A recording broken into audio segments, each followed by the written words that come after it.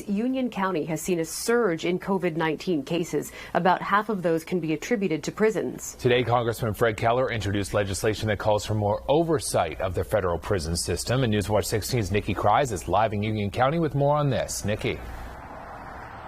John and Julie, Union County is home to two federal prisons, Lewisburg and Allenwood. Today, Congressman Fred Keller announced the creation of the Bipartisan Bureau of Prisons Reform Caucus, which he says will address issues within the prison system. Since the beginning of the COVID-19 pandemic, Congressman Fred Keller has been vocal about his opposition to inmate transfers within the federal prison system.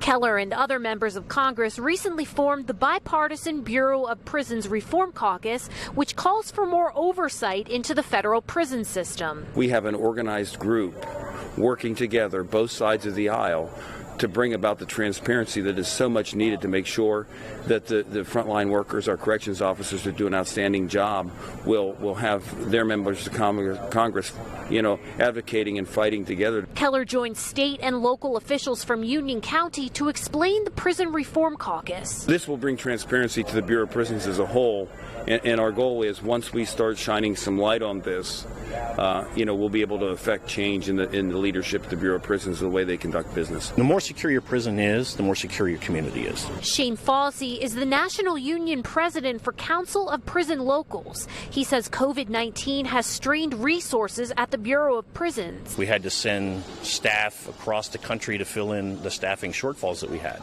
So which, as you heard the commissioner say, we were sending employees from Union County to work in hotspots like New York City, and then risking them coming back to their home and their community carrying the virus.